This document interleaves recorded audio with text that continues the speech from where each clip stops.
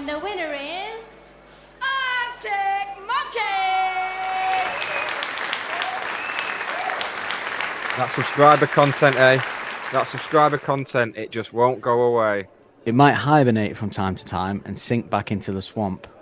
I think the cyclical nature of the universe in which it exists demands it adheres to some of its rules. But it's always waiting there, just around the corner, ready to make its way into your ears and smash through the gated payment system, sounding better than ever. And there's nothing you can do about it. Benefits such as getting ad-free episodes a week early with pre- and post-show chat relating to the monkeys, last Shadow Puppets episodes, bonus podcasts, watch-alongs, plus helping us improve our sound with better equipment and services. Yeah, this podcast seems like it's fading away sometimes, but with subscribers, it will never die. Thank you very much for listening. We do truly appreciate it. Don't take that the wrong way. Yeah, we'll invoice you for the subscription if we need to.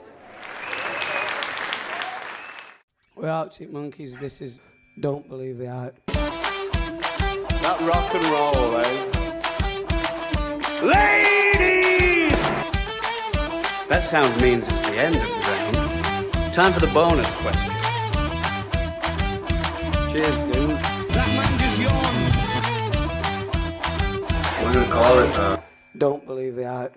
Hello and welcome to Series 3, Episode number 6 of Don't Believe the Hype, the only podcast that we know of, the only English-speaking podcast, definitely. I've not listened In to the all known foreign ones, universe. so I don't know for certain. I thought you were In gonna the say known universe and beyond. That is focusing on the discography of Arctic Monkeys in chronological order, which some might say is the best way to do not anything, as we found out from our pre-show chat before. We were assigned an album where I'm much more... I'd say I enjoyed a lot more the earlier stuff from that band and was very annoyed at the album that we had to listen to. But anyway, that's the pre-show chat. That's for subscribers. Have a look at that in your episode description. Yes, this week we are onto the 6th track from the album Humbug with me, Nick, and, of course,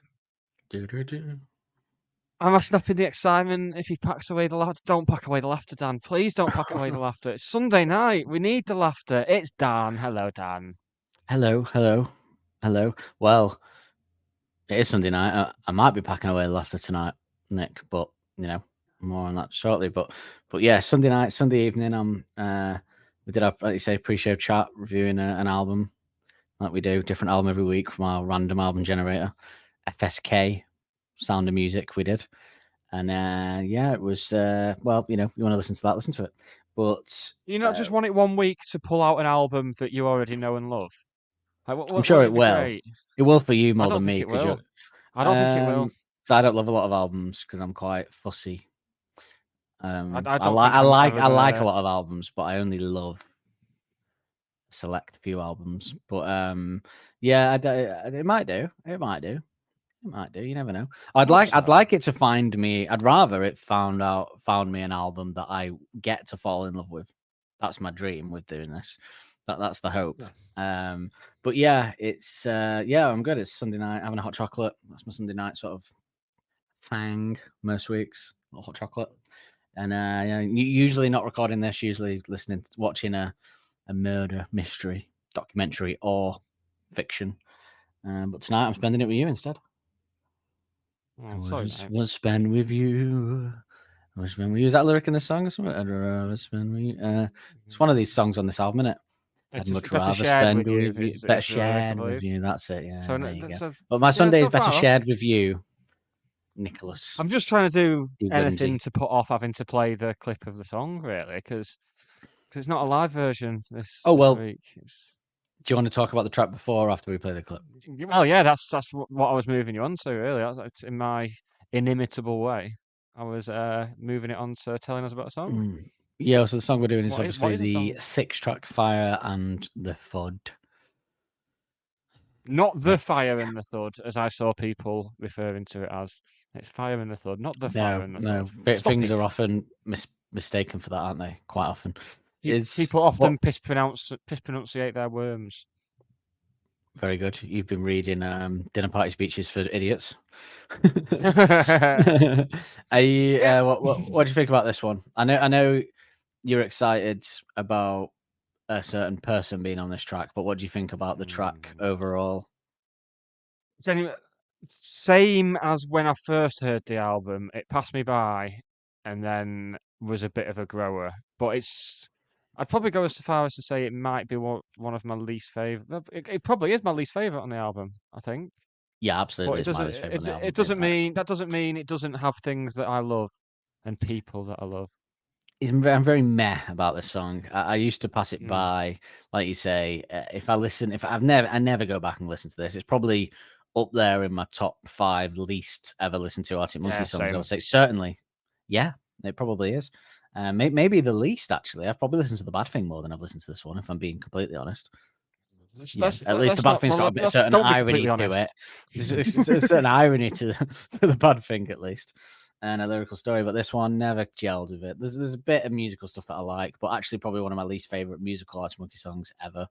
And the lyrics are interesting from a certain perspective, but there's nothing. Well, there is one very line that I love in the song. I'll give it that. Alex always sneaks something good in there, but it's just I'm very meh, and it will absolutely be my least favorite song on this album. And I suspect when we do our overall lists, it will be very much, even compared to a lot of B-sides, will be very much down. I mean, considering the amount of really good B-side, I'm not saying that this doesn't gel on the album. Where it works, it kind of fits, doesn't it? But, I do think there's the B-sides that are better. Kind of the same old story with Favourite Worst Nightmare, where you go. I think with Favourite Worst Nightmare, you could replace The Bad Thing, to be fair, and it would still work. But a bit like a bit like the first album and taking out, and people wanting to put like what song is it that people always say that should be on the first album that we disagreed with because it would ruin an album? They say we'll take Vampires off and put like Settle for a Draw or something like that. Sorry, Settle for a Draw it was, yeah. Yeah, and we disagreed because it's a timeless classic album and it needs that. And Vampires is a great tune, but this one, I don't know if you take it out and put Flightline Dining Room on it, which is a much better song, and does the album flow as well? I don't know, but yeah, it's certainly. I think it's certainly a very Monkeys trope having a slower, more mellow song. Well, more mellow in comparison. Track 6. Yeah, track 6 or 7. So it's track 7 with Riot Van. Track 6 with Only Ones Who Know. Does that break next album though? Because isn't track 6 and 7? Isn't it Library Pictures and what's it called? I'm from my green, so rock with me. I think it is. I always forget the name of that one. Well, no, yeah, All My Own Stunts. All My Own Stunts, which is a fast. Which I think is one of the rock. No, it's a rocky. It's one of the rock. Not on Suck It and See. It's one of the rockier songs on Suck It and See. I suppose it is. Yeah, yeah. What's the other one? Library Pictures. Library Pictures and All My Own Stunts. They're the two of the rockier songs on. Like apart from Don't Sit Down and Brick by Brick, they're the only because it's like all that down. Compared to Reckless Serenade or Love Is a Laser Quest or something like that. It certainly is. So yeah. But yeah, I'm just not a big. Should we listen to it? Should we listen to it? Because we've got plenty of time to talk about it, because it's not a live track. Is this the first time we've had an album song that we couldn't get a live track for? Only Ones Who Know, maybe. Riot Van. Did we manage to get a live version of Riot Van? For? Yeah, Riot Van. Red Light Indicates Doors Are Secured, I believe. Yeah. It's not the first time. No, it's not. Well, it's going to happen more and more often as we go through. Sadly, although I have a. Hang on, is there something I prepared to say? I might have the week off for Monster Truck Front Flip. No, I won't say what I'm going to say now because it's my hot take later on. It's quite an intriguing hot take, actually, I think. So we'll save it for that. Oh, God. Well, we'll listen to the track and then you can furnish us with some information when I do the appropriate jingle. I'm pretty sure I've carried all the correct jingles over here. I've double-checked, triple-checked, quadruple-checked. I'm waiting for the point where you ask me for a jingle and it's not on here. We're in a transitional period on Don't Believe the Hype at the moment in terms of systems. So, it's all very exciting. So that'll be so exciting. But, who knows? Transitioning is the cool thing these days, isn't it? Yep. Should we listen to the song? And when it's all set up, I'll add you as an admin on it as well, so you can that'd be mess good. around with banding and add clips. Yeah, there's an option to do that now. Right, let's get on the song rather than talking shop.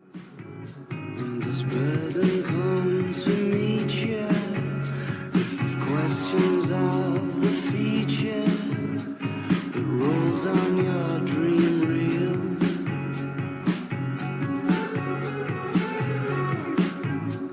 The day after you stole my heart, everything I touched told me it would be better shared with you. With you. Now you're hiding in my suit, and this book reveals your face, and you're splashing in my eyelids as the concentration continually breaks. I did request the mark you cast, didn't heed as fast. I hear your voice in silences. Will the teasing of the fire be followed by the thud?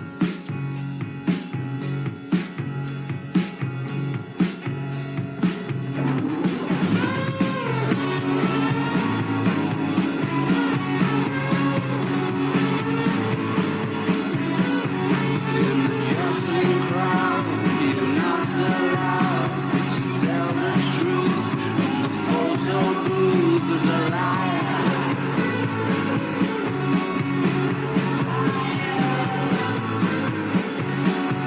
There's a sharpened explanation, but there's no screaming reason to inquire.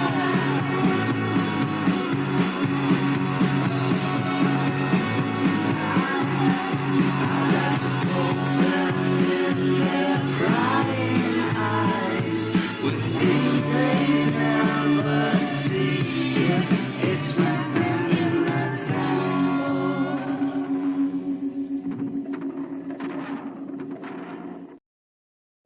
So It's safe to say we've got the best bit of the song there.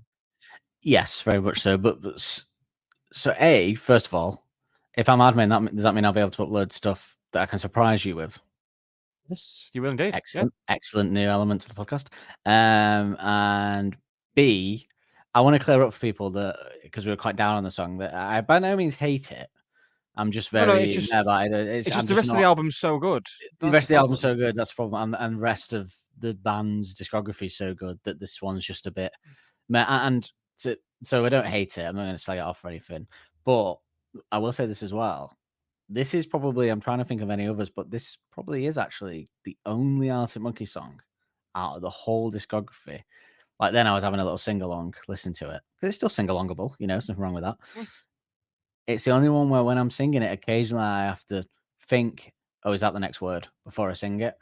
And there's no right because that's how little I listen to it. Because with every Arctic Monkey song, it's instinctive. I know every word. It doesn't matter. I can just sing it to my content. But this is one of the ones where I have to go, "Oh, what's that again? What's that word?" Apart from like some on the car that I haven't time to, fully digest. But this is the only old Arctic Monkey song where I have to think about the next line, which I can safely say for none of a song do I do that.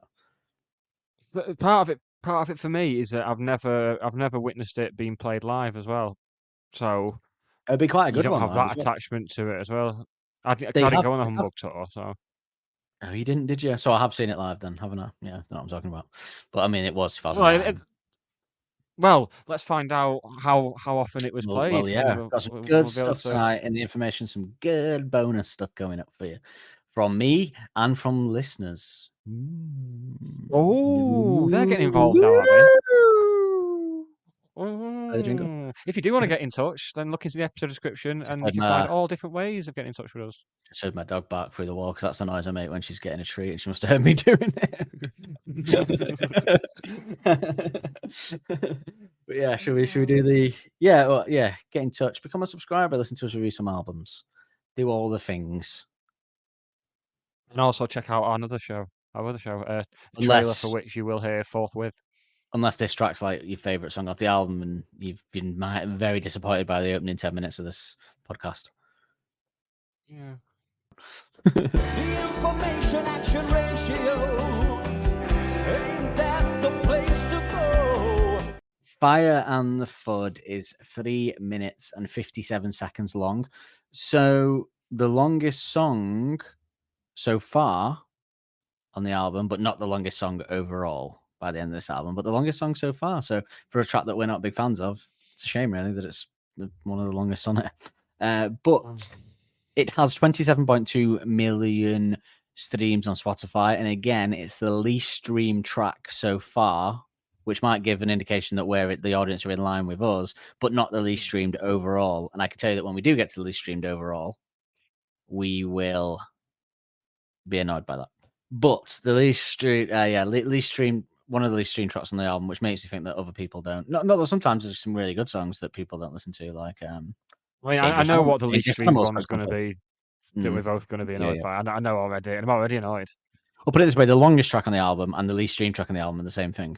So you do know.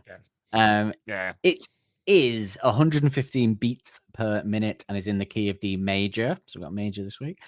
Here's the answer to the question that was burning inside you. The song has been played live just 16 times by the band. You might not have seen it live then. No, I didn't see England on there when I was looking at. I didn't see Manchester on there certainly. Now this is. Oh no, this is bizarre. I got a little bit bizarre, and to counteract it, I'm going to correct Setlist FM live on air. So because the track hasn't been played live 16 times at all, I suspect it's been played live 15 times because Setlist FM claim, which are normally very accurate, claim that this was played for the first time on December 8th, 2007 at the BBC Radio 2 Studios, London, England, which obviously was the Favourite Worst Nightmare tour. I can't find any evidence that ever happened, obviously. And actually, I think they're mistaking it for the cover of The Lovers for some reason, because that was the other track that was played at Radio 2. So it was on December 8th, 2007, the cover of The Lovers that we played in our wrap-up episodes for season 2. So that's bollocks, because they definitely didn't play Fire in the Thud at that. At first I got very excited because I thought, oh my god, did they have some earlier version that they did on that I can find on YouTube? But then I quickly realized that date and time was when they did For Lovers on Jonathan Ross show. So they've, for some reason, Setlist FM have mistaken The Lovers for an earlier version of Fire in the Thud, the Fools. So that would mean that the song has been played live 15 times. Firstly, being August 31st, 2009 on Sirius XM Nashville, Tennessee. Sweet dreams, Tennessee. And lastly, on April 22nd, April 22nd, 2010 at Foro Alterno Zapopan. Yeah, so 15 times there. That's utter nonsense by Setlist FM. Now, and by the sound of it, it's the foreigners getting it all. Yep. Now I thought that must be that's what your dad says a lot, isn't it? Now I thought that must be one of the least times an album track has ever been played. 15 times. Like okay. So I'm gonna do a bonus round because I thought this is gonna be one of the songs like the least played, but not zero. Okay, so it have to have been played at least once because there's plenty that have never been played. But I thought this must be one of the lowest in the list for songs that have been played live. I can already think of two. Well, okay. So let's hit the bonus jingle, baby. That sound means it's the end of the round. Time for the bonus question. Okay. So the first one has 2 plays. And I was loath to put these ones in there, but 2 plays from Hit 2023 album, The Car. So the Car ones, pinch socks, they haven't had much time as the others, obviously. So let's just say, yeah, but we'll do it anyway. 2 tracks from, one track from The Car has 2 plays ever. Hello, it's You? the least played song ever that has been played by Arctic Monkeys. Yeah. Hello, You in it? New. I'm only going to give you one guess on these because there's a few for it. It's Mr. Schwartz. Don't know, I said it in a Nazi German voice. I always get that mixed up with The Car. So yeah, much better song than The Car though. Yeah. Oh yeah. I mean, That goes for most of their discography, to be honest. Next song, you ready? This has been played 5 times from mega hit album AM. One guess, so think carefully. 5 times from mega hit album AM. Only 5. Oh, I Want It All. Correct. Well done. Yeah. I didn't even have to go all the way through the album then. I didn't even have to get the track listing up. I was like, yeah, that'll be it, because everything else is pretty much a staple. Okay, so there's 2 on this one, but we'll do this one first. So this one has been played live 9 times by the band, criminally, from beautiful masterpiece Suck It and See. 9 times live ever. One guess. One guess, or your firstborn child belongs to me. So luckily, is it? Oh, one guess. Oh shit. I've got 2 in my head. I'm going to say Power Driver Waltz. No, Love is a Laser It's a Laser Quest. Quest. Yeah, I knew it was one of them 2. Yeah. Shame. One of my favorites on the album, as we'll get to next series. Big shame. The next song has also been played live 9 times from hit 2023 album, The Car.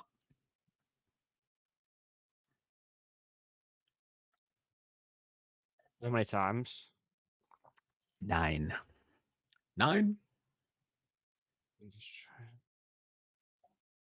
Is it The Car? Or is it Hello No, You then? it was Hello You. Yeah.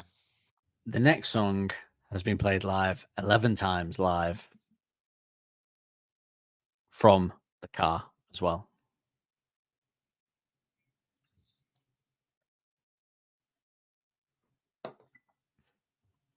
It might be more than 11. No, it will be. It will be more than 11. So I'm just What trying will to be work more than out what 11? else. I won't take it as your answer, but what are you? Show you working out on the page. What's more than 11? So more than 11, I think I ain't quite where I think I am. Will be more than 11, because that was a staple quite early on, and then they dropped it and brought it back again. So I think it'd be more than 11. So Yeah. with that in mind, I am going to say Big Ideas. No, it's The Car, which is weird because you were going to say that of Hello You and then you didn't say it. Yeah. The next one, which Yeah. I thought you were definitely going to do. So the next song also has 11 plays by the band from Suck It and See. Is it Power Driver Waltz this time? It's Valdo. I thought you were going to do the same thing again, but you didn't say that. It No, is. I'm keeping Okay. my answers in my head now.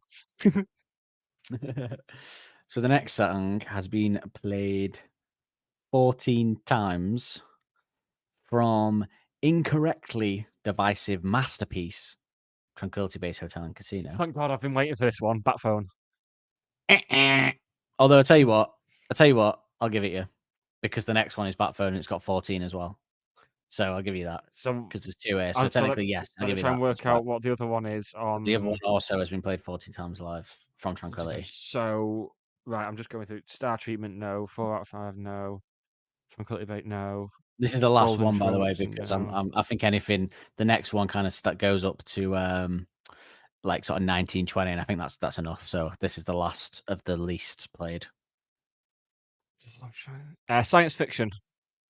Correct. Science Fiction is as it played live. Yeah. And then so I'm going to discount the 3 from The Car that we said, Hello You, The Car, and Mr. Schwartz, because I don't think it's really fair enough because they haven't time as in much the- time. yeah. No, all the other albums have had a fair amount of time to be played live. I mean, Tranquility, you could say Yeah. only 2 tours, but still. So let's say, so that would mean then that Fire, and if you discount them, Fire and the Thud is the 6th least played track ever by Arctic Monkeys, album track ever by Arctic Monkeys, in terms of songs that actually have ever been performed. Yeah. Caveats there. But if you include the Car ones, then it's the 9th least track. So yeah. Also, I should just say on the set list that this is another track that hasn't made it out of its era from this album. Mm-hmm. And on that, we have had some listener correspondence from our friend Justin, who likes to get in touch with us, doesn't he? He shared with me after listening to. So he said he listened to our Dangerous Animals episode from a few weeks ago, and he said he was intrigued by our discussion of Arctic Monkeys songs that don't make it out of their era. And he has done a list here of. So he's done a list of songs from each album that haven't made it out of their era for us. Before we get into that as a bonus round, though, there's he caveats the list with there's a couple more that he didn't put on because they'd only been played live once or twice, like Temptation or Settle for a Draw. But for the most part, this is them. And he said he didn't think it would be, but Reckless Serenade actually did make it out of its era and was played during the AM tour, which surprised him. So a little clip there. But yes, he did also. I should get this out there before we do the bonus round because we forgot to bring this up last week. And it plagued me again when we listened to Secret Door episode that you asked me. We both decided that there was only 2 other Batman references, which were on Tranquility Base and She Looks Like. And then immediately Justin pointed out that there is, which we already immediately after recording realized and both were gutted about, was the in the frame 2R. He says 007 and Brucey Wayne, so there is another Batman reference out there. But Nick, hit the bonus round. That sound means it's the end of the round. Time for the bonus question. Can you name... Okay, I'm going to make this interesting. So for each album, you have to name the tracks that never made it out of the era. If you get one wrong, you'll lose the whole album. So you got to get them all right. Jesus Christ. So whatever... Actually, you know what? I'll allow one mistake. You get... No, how many did you get? How many... You can... No, I'll tell you what. I'll give you 3 lifelines, but it's over all the albums. So you get 3 mistakes. Oh, Shannon, like, yeah, this is good. Now you're talking. So whatever people say on That's What I'm Not has 7 tracks. I know he's included. Should we take the B-sides out? Is that too hard? Should we take the B-sides out of it? Yes, odd the B-sides. For the B-sides, he's got Bigger Boys and Stolen Sweethearts, No Buses, Cigarette Smoker, Fiona, Who the Fuck Are Arctic Monkeys. So that leaves 3 tracks, which are on the album that never made it out of their era for that album. Right, so... Got played live even more than once or twice because it wasn't included once it got played. So they got played more than 2 times. But they never made it out of the era and got performed on any other tour. Right, so it's Riot Van, Red Light, and You Probably Couldn't See for the Lights. Oh, actually, no, you'd lost a life. You went in too quick. You didn't think about it. You lost a life. So Riot Van, Red Light Indicates Doors Secures is correct, but you don't lose the album from it. You only lose the album when you've got none left. So you got 2 goes, but you got to name the other one on this album yet, which didn't make it out of its era. I'm just looking at a track listing now, and I'm genuinely flummoxed. What about a track that didn't make it out of its era? Yeah. I'm wondering if he's wrong about the one that he said actually now. I think he may well be. Go on. But I don't think he might not be counting festival performances. You got to go once the album's out, I think, probably. Because the era doesn't start until the album's out, does it? Although actually was that. Yeah. There is a track on there though. I'm assuming he's right. I think he double checked it. He seems like a thorough chap. Is it Vampires then? It is Vampires that he's got on the list, yeah. I don't think that did. I think he's right. That didn't make it out. That wasn't played at Glastonbury 2007, was it? Vampires? No, it definitely wasn't played at Glastonbury. No. So you threw me. I thought it might have popped up at some American festival. You know when they were like No, he will have checked. But, yeah. If Justin I says, trust him. Right, I trust him with my life. Trusting Justin. It's a bit far. Riot Van, Red Light, Pap. So let's move on to Favorite Worst Nightmare. You have 2 lives intact.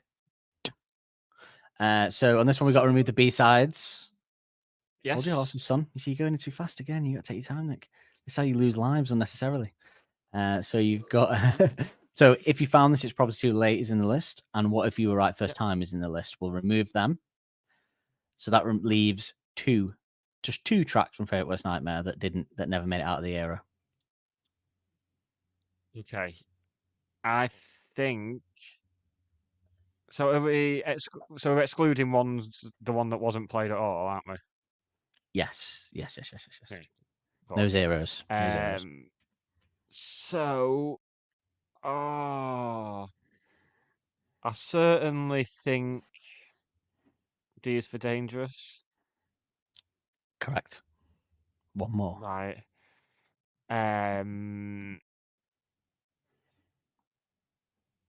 So it's I've got it between 3 songs. It's one of 3.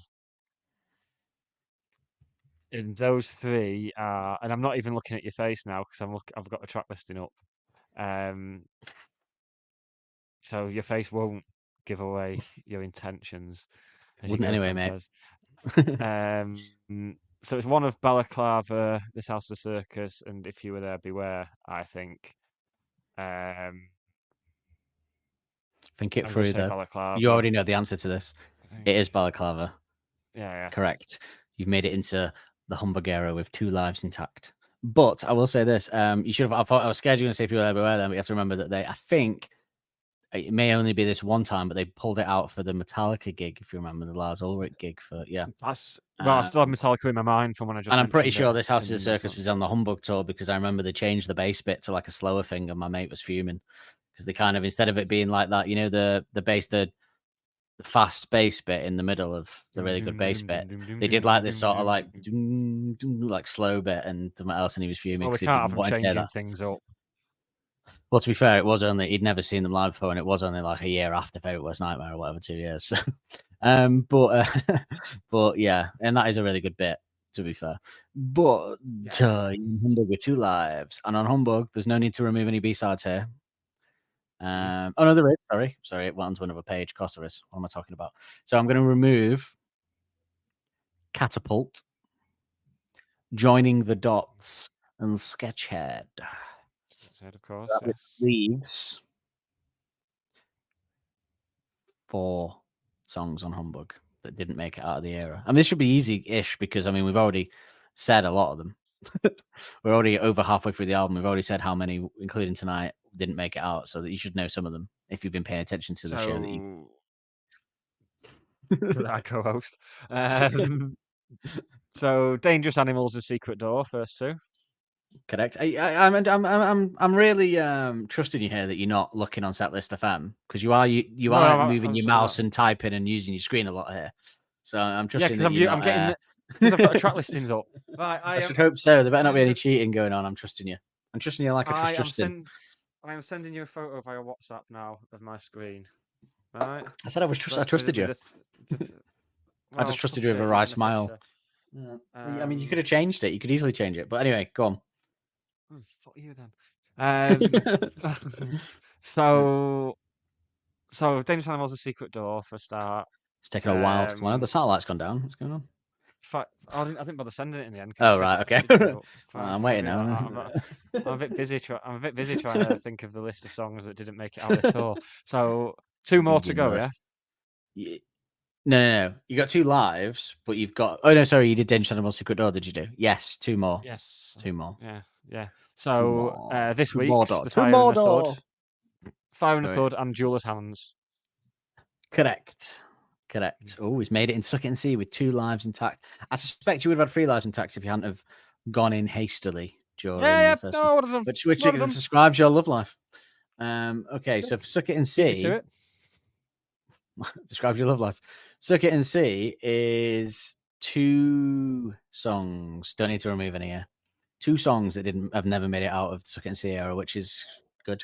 It's a cracking album. Tough this is tough. Right.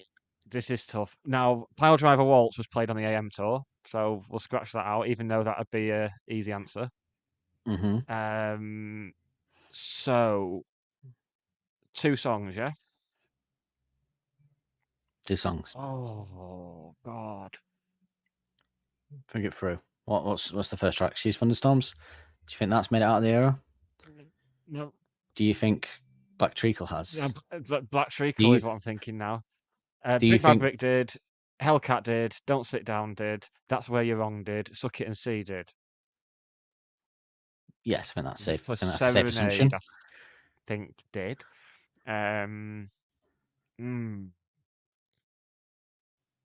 Right, I am gonna say Black Treacle and All My Own Stunts.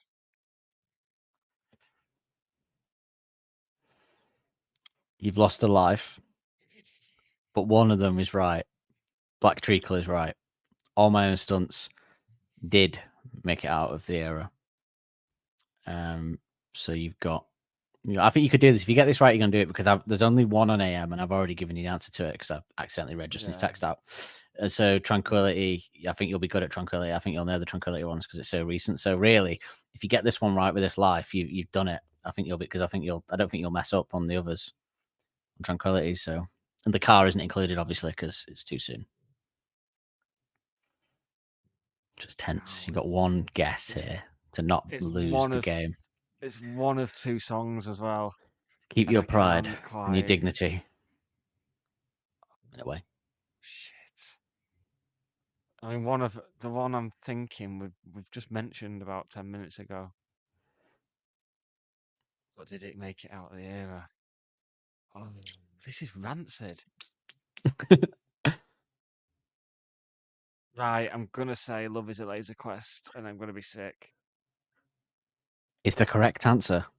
You made it out. What was the one you were umming and ahhing about? Library Pictures. Oh yeah, no, I think they did that at the gig as well. The only reason it swung it is because I used part of Library Pictures as a jingle on one of our countdown episodes, and it was a version. It was a version from After Suck It and See. So yeah, and they definitely. I'm pretty sure they did Library Pictures at the Metallica gig as well. I think that must have been one of the ones that made that gig because they just kind of fast songs, didn't they? Rocky songs, so it might have been. And that was Suck It and See tour, I think, that gig. So AM. Well, I'm guessing you remember the AM one that I accidentally said a minute ago. I'm giving you credit there. Yeah, there's only one song. Yeah, I don't know. Yeah. Imagine if you said something else then. I would have really anticlimaxed the last bit. So you got one life remaining to get it out of this as a victorious winner. There's 4 songs on Tranquility Base Hotel Casino that haven't made it out of the era and have been played live at some point. Can you name the 4 of them? All 4 of them. So definitely got 3 to start with. So we'll rattle them off. It's going to be embarrassing if one of these is wrong, but go on. Yeah, it will be. Not would, confident. Will be. Probably the first time you've been confident and wrong. No, never happens. Science fiction. Correct. She Looks Like Fun. Correct. Oh, I had a bit of a feeling of dread then for a second. And Bat Phone. Yes. So you've said Bat Phone, She Looks Like Fun, and science fiction. So one more to win the game. You got one life and one guess. This is tense. You get this wrong, you've lost. You get this right, you've won. That's how it's whittled itself down. So I think it is because obviously Monster Truck Front Flip was never played. Ultra Cheese has been back in recently, so it'll have to be American Sports. Even though it wasn't played that much. He's won. He's done it. Yeah. Oh, that's the greatest achievement in my life. That's brilliant. That's going on my LinkedIn. Today. That is. God, do you have a LinkedIn? Yeah, for podcast stuff. For network for the new podcast. I should follow you. That, yeah. You should be part of. I've got LinkedIn for work. Oh, good. Over. I'm only using it for. I'm only using it for my creative connections. I'm not using it for me actual. But I'm too scared of sharing my creative stuff on it because I do use it for work, and I'm scared if anyone sees some of the stuff that we do that they won't want to deal with me. Yeah, I'm doing it the other way around. I'm just showcasing the kind of shite we do. And I need a separate one for creative stuff, really. But yes, because no one would ever work with me in a business sense if they saw some of the stuff from our other podcast, Liquor and Lyrics, which you should go and listen or watch the video versions available on YouTube. You may well have had the trailer by now. It depends when this was when you to put it in. But it would have been great if you remembered and put it in right now. Probably didn't know. You probably already had it. But but yeah, you did it. And if anyone, that was really fun and from Justin, obviously. He didn't mean to send it me as a bonus round. He did it just for me to read. And I went, I smell a bonus round. So if anyone does have any ideas for Arctic Monkeys bonus rounds, send them in. We'll happily do it. We love doing bonus rounds. We love playing games. Yeah. Love a good quiz. I love a good quiz, mate. So he did say that he thought that Secret Door and Black Treacle were super surprising to see that making it out of the era, which is never making it out of the era is yeah. Black Treacle was a very strange choice of single, and it had that awful video as well. The video to Black Treacle was dreadful. Not as bad as some of the ones on this, but it's just shit. Yeah. No, nothing is. But yeah, it wasn't great, was it? One of the lesser videos, yeah. I mean, to be honest, the good they kind of had a video lull until towards the end of Suck It and See. They picked it back up and then they smashed it out of the party value mine again. And so they have the ups and the downs. But Nick, it's time for another very quick good video. Very good video, as was I do want to know is cool. It goes with the song. I don't mind it. Not a huge fan of what's it called? Video though. I am. One for the road's good. I like that. It's funny. Oh, I love One for the Road because it's got the funny kind of Jamie driving a tractor like it's a hip hop video. Yeah. One for the Road is great, but what's the other one? Is utter dog shit. Snap out of it. Utter dog shit. And probably one of the worst things ever committed to film. Nick, time for another brief quiz. It's this week's edition of Fodom, Homofod, Fodom, Homofod, Homie, Hom, Fod. So I've got all my answers ready for the upcoming weeks, and I think we've only got one more instance of Ford, I think. But this, I think, is Hom.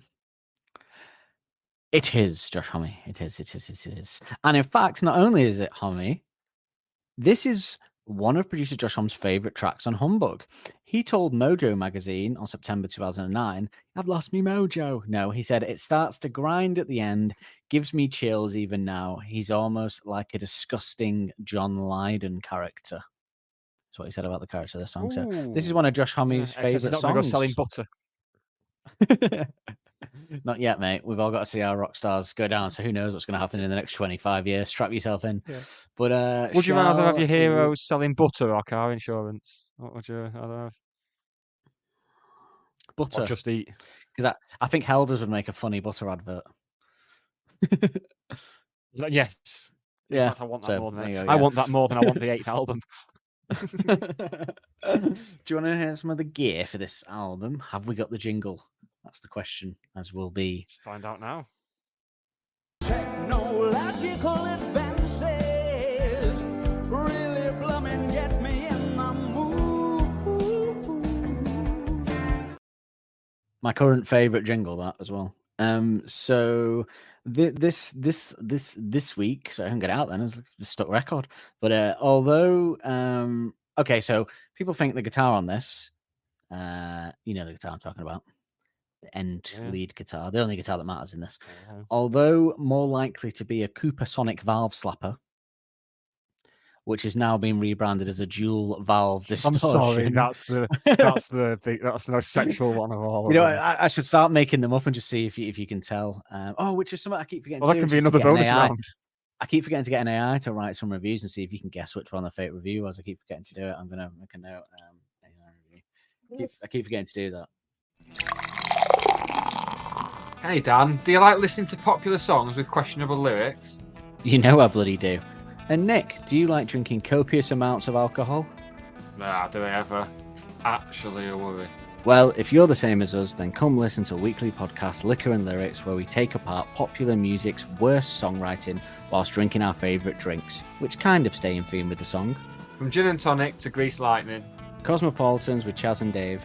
Blue Lagoons with Busted. Sex on the Beach with Sex on Fire. Shirley Temples with Shaggy. And even a Shandy with Sharon. Dropping on Tuesday the 19th of September and every Tuesday after on your favourite podcast platform. Cooper Sonic valve slapper. It's like a euphemism for homosexuals, isn't it? Have you seen them two blokes that moved in a pair of valve slappers? Vulva slappers, surely. But no, no, it has been rebranded as a dual valve distortion. Perhaps that's why. But this pedal, that pedal was used for all the guitar solos on Humbug, so is likely to be that apparently. But people do think this could also be a Fender blender. So yeah, short and sweet one tonight, mate. That's pretty much all the info because there isn't really much going on with the music, is there? No, no, I'm just going to go over it. But yeah, that's the not many because there's not much really musically going on in this song as we'll get to. So, but do you want some reviews then?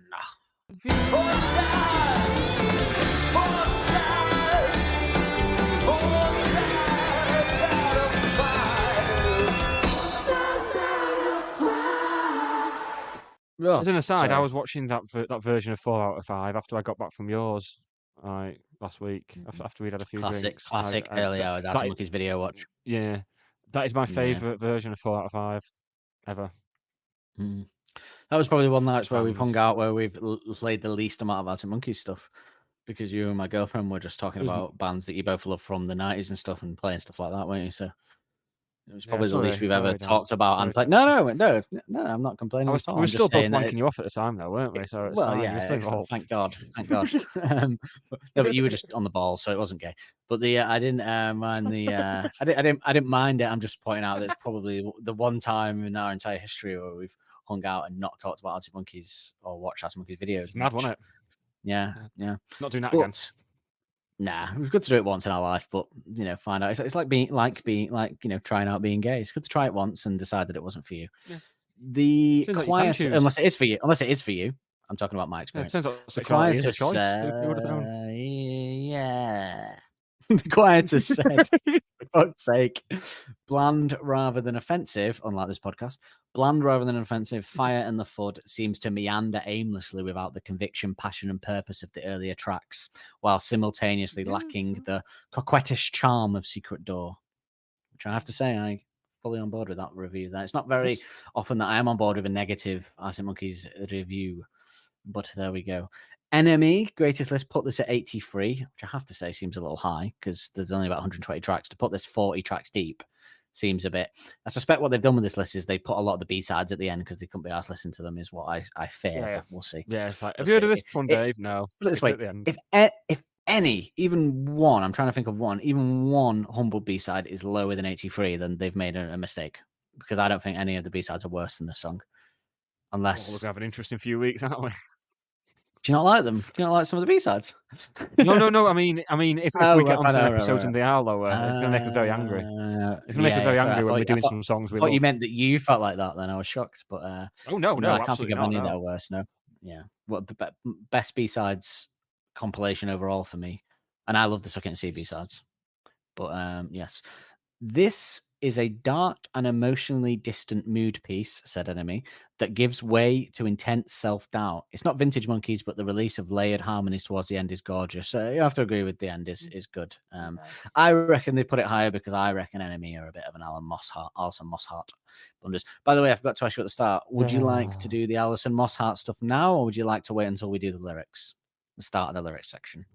We'll do it now, I think, because it fits, because it's more part of the production and vibe of the song. Well, I'm gonna let you run away with that then, because you're the Alison Mosshart. I mean, where'd you start? Where'd you start on someone who is both, well, who is simultaneously a goddess, a future lover, future wife? Once she's done with Damian Lewis, sickens me. Becomes a widower and then gets with her. It's just some people have all the luck, don't they? Yeah, I was going to interrupt you and say I said talk about Alison Mosshart, not me, but then you started talking about Damian Lewis and it ruined it. So, but are you not with Damian Lewis anymore? No, not ever since that rendition of "God Save the Queen." Damian Lewis, the poor man's Josh Homme. Gracious Queen. It was like Alex trying to do "God Save the Queen" at peak like AM, wasn't it? But putting no effort in, hungover. Yeah, it's how the Olympics. It's how the Olympics opening ceremony would have gone if Danny Boyle wasn't involved. I bet it sounded really good when he. But it sounded really good to them when he pitched them, saying, "I'm going to do God Save the Queen, but in the style of like rockabilly." And they went, "Oh, that sounds interesting." And then he went, "God save, gracious Queen."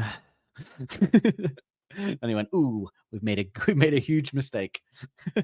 So go on, carry on. Alison Mosshart. Yeah, she's with him, is she? Yes. Not a very good actor, in my opinion, either. Damien Lewis. I've seen him in quite a lot of stuff, No. and I think he's a bit of a fraud.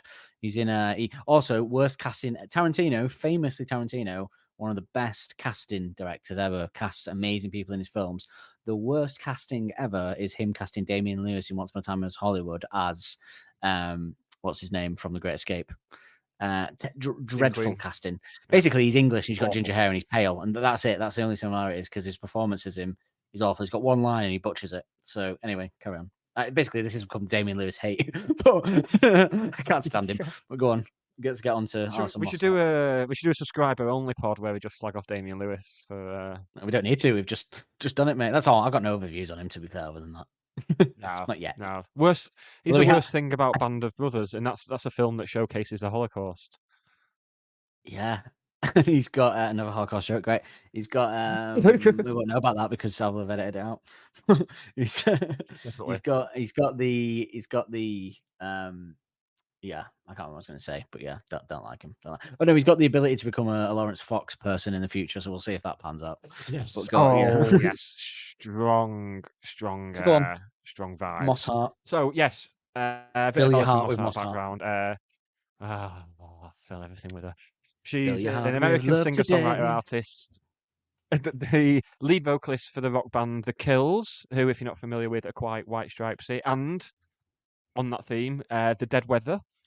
She also has collaborated with Primal Scream. The model and fashion designer Alexa Chung cites Mosshart as a style idol in a 2010 Vogue UK piece. So it all comes. Star of Secret Door. And tonight. Wanted to pick out a clip to showcase a bit of Alison Mosshart. Obviously, we'll get to do it again on the Last Shadow Puppets pod. So I was going to go for a bit of the Kills. Subscribers. I was going to go for a thing with Primal Scream with subscribers. Check the episode description to find out how to get on that. But I have gone for a clip of The Dead Weather, I Feel Love, which I think is very. I think you'll like it. I think this is up your street. Yeah, Dead Weather are the band the Raconteurs could have been, and it only features 2 members of the Raconteurs. They shed the dead wood. They got rid of 2. Jack White was like, "No, I'm playing drums this time. Let's have a look, shall we?"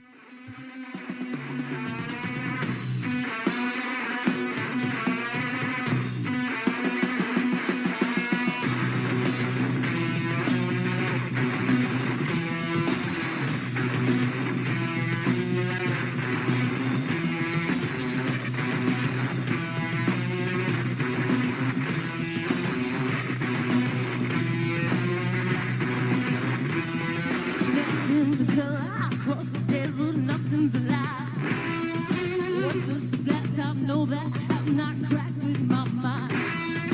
Nothing's a color gray as a pill deep in the eye. Why do the street lamp shine on still? Nothing to light. I feel love every round. I feel love every once in a while. I feel love every round. I feel love every once in a while.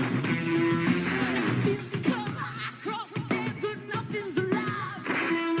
Why does the blacktop know that I have not cracked with my... I can imagine Very Jamie nice. Cook really liking that. Yes. Yeah, no, I would check that out, actually. Dead Weather, did you say? I will check that out. Very good. Probably the best of Jack White's side projects. I think better than the Raconteurs. I did think then, I thought, how the hell did they get on the Late Show? And then I remembered Jack White's the drummer. So, but yeah, that's it. that'll do it, yeah. Open the So, yeah, doors. very good. Is that your Mosshart section? Is that I mean, your I'll heart be having a closed? separate Mosshart section of my own once we finish recording, but Your as I do your- every night. your Mosshart is closed at the moment, but let me know when it. You know what I'm trying to do there, but I can't. Yeah. Let me know Two what time it Mossharts shuts. in 2 weeks. Two Moss. That would have been easier than me trying to remember the line from Do I Want to Know and then change it from Mosshart in half a second.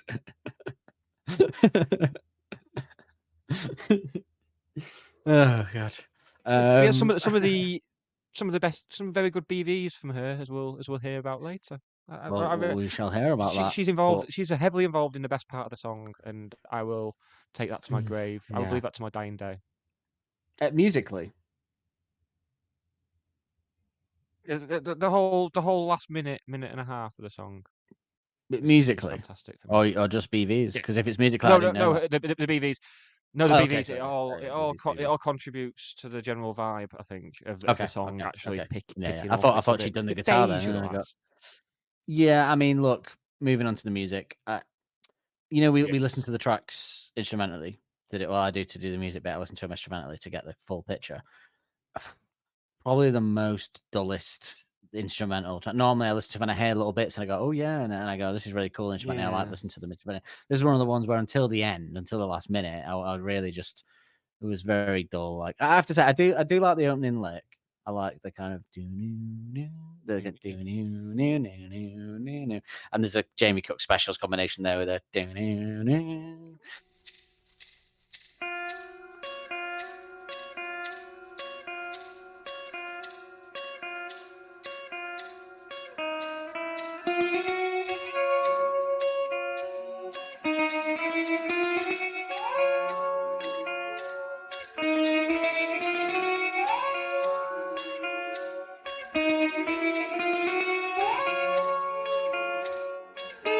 It's always good, and obviously you got Helder's BVs, which are always fantastic with it. The future falsetto. This is a new high for them in terms of some of the literally both musically and Yes. I hope you pick that up. Yeah. Nice little strum. Helder's and Nick very subdued in this, which doesn't help.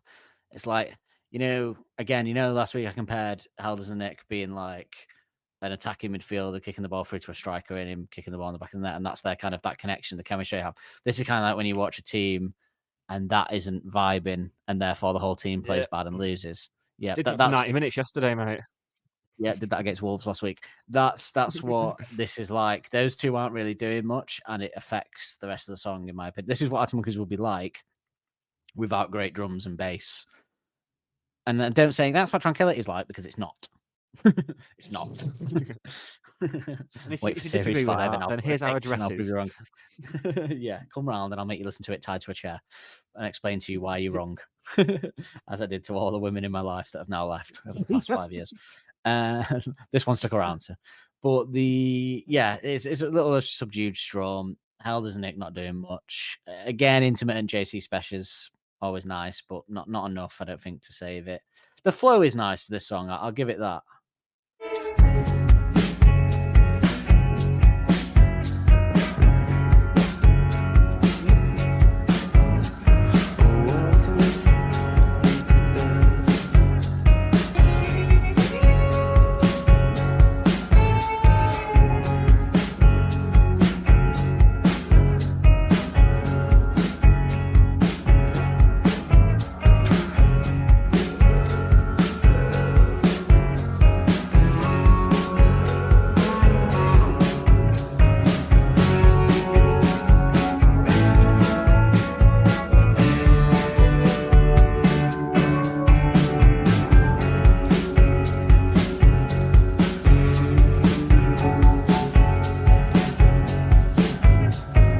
It's got a nice kind of flow to it, that kind of like the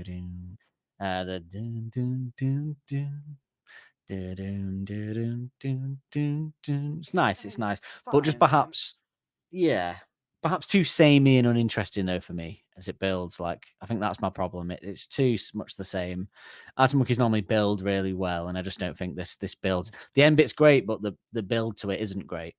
I don't think I think what they intended with this song was a song that slowly builds to this great moment, which is what it does, but the slow build isn't good enough to warrant the slow build, if that makes sense.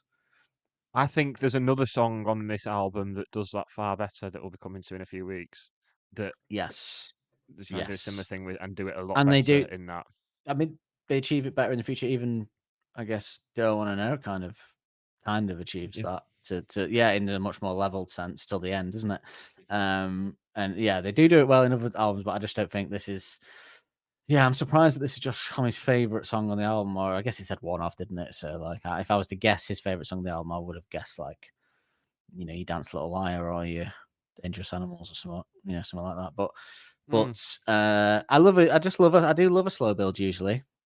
based my whole life around a slow build towards something, hopefully. But we get a bit more going in the second chorus. I guess you get it going because it kind of goes verse, chorus, verse. There's not much of a difference, and then second chorus you get a little bit more. I do like the stop. I always love a good stop there. Dun, dun, that kind of Once again showing that they're a band who's learned together and have got that ability to be able to do that.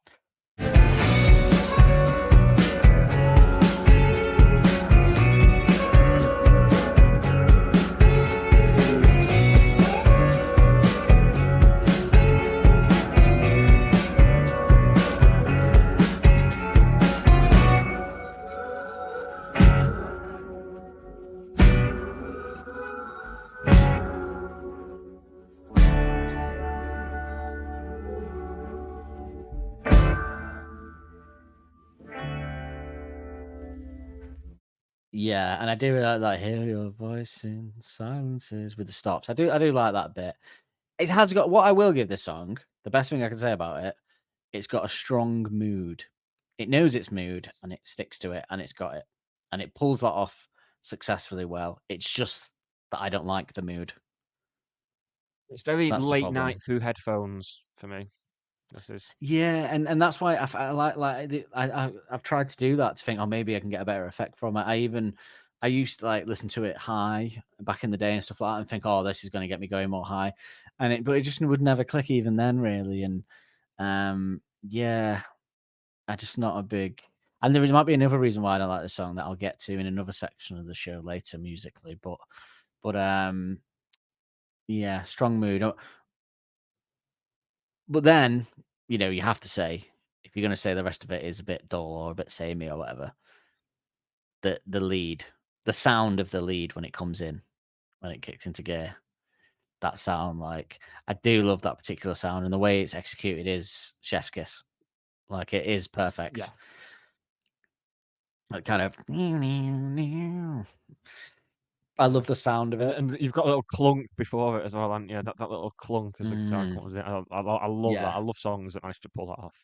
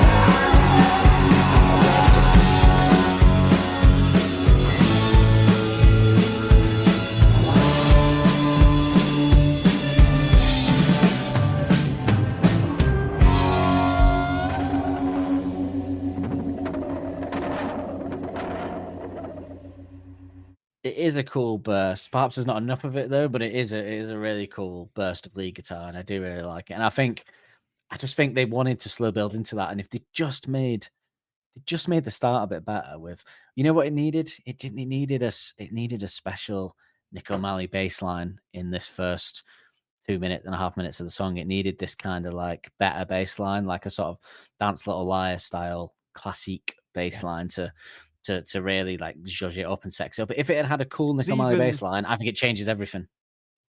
Even where, because there's been the odd song that we've done where the bass wasn't something that we'd picked up on it, and then we listened to the instrumental version, and then it kind of jumps out at you a bit more. But didn't even get that with this. No, could barely hear it the way it's mixed. No, there's barely any kind of bass. It's there, but it's not like identifiable. Really, Josh Homme had an argument with his bass player that day, and was just really down on bass players when mixing. Turn the bass down. Yeah, it's actually an incredible bass line. So it's not for female photographers. I wonder how happy the band are with it, because they only played it 15 times on the tour, and it didn't make it even into the UK tour from what I can tell. So I wonder how happy they actually were with it. But I mean, you got to take songs out, but they are only 3 albums in at this point, so there is room for. There's definitely songs that didn't make it from the first 2, so there is room for songs in the set at this point. Imagine it comes back on the next tour now. After we slagged it off. I mean, I'd love to hear it live, because it might change my opinion. I think, Well, that's exactly what I was saying at the start. Yeah, I think the lead live would be great to hear that lead guitar live, and especially if they judged it up a bit in a sort of thingy way, in a your favorite song, your favorite Arctic Monkey song. Oh, I can't remember the name of it. Cornerstone. No, your new favorite Arctic Monkey Body song. Paint. Sorry, Body Paint. Body I Paint. thought we were still because it's still so fixated on this album. No. Body Paint. Yeah, and if it could judge it up a little bit as well in a Body Paint way, then even better. But I don't think it will. But yeah, I just think. And I do love a subdued track, so it's not even like, oh no, we got a subdued one. It's gonna. As listeners to the show will know that I like a subdued track, but it's just a bit meh for me, especially instrumentally. You know, there's no sexy Nick, there's no sexy Helders, there's not really many sexy JC specials, which I've become accustomed to on this album, and it's got a really good lead sound at the end. I think that was the problem. Maybe she took it out of the room. Was it? Who do you think brought her in then? Did it come from the band, or did it come from Homie? Well, she'd already collaborated with Last Shadow Puppets at this point. Okay, so it came from Alex then. And I mean, Josh Homme may know her as well, obviously. I would also imagine she moves in those circles with Josh Homme if she's like friend. I think the Kills in LA, supported the White Stripes by this point as well. I'd imagine the Kills probably supported Queens of the Stone Age as well. Yeah, she's American, so. I couldn't find much on the track, but I would imagine maybe it just happened organic. You know, like how Josh Homme popped in for AM one night and they played him a few tracks and needed some BVs. That's how these things happen. In your head, you kind of feel like it's more orchestrated, but usually it's just they're there listening and they go, "Oh, shall I go in and do a few BVs for you?" Yeah, that's what I'd imagine. But well, but I didn't do any research because I left the Moss Heart stuff to you. So, something. Well, no, he was going to give it to her, wasn't it, or something like that? She might have been. She was going to sing the whole song, or he was going to give it to her, or something. So what I read was that he felt the song was so intensely personal about Alexa, so he shit it and didn't want to sing it. So somewhere there may exist a version where Alison Mosshart has sung the whole thing. So maybe it was a case of it was going to be a B-side with Alison Mosshart singing, maybe, and then made it onto the album. Maybe that's why. I wish it had stayed there. I wish it had stayed there in the Frightline Dining Room and made its way onto the album. Although, would it fit? I think that Frightline Dining Room would fit after Potion Approaching and before it would.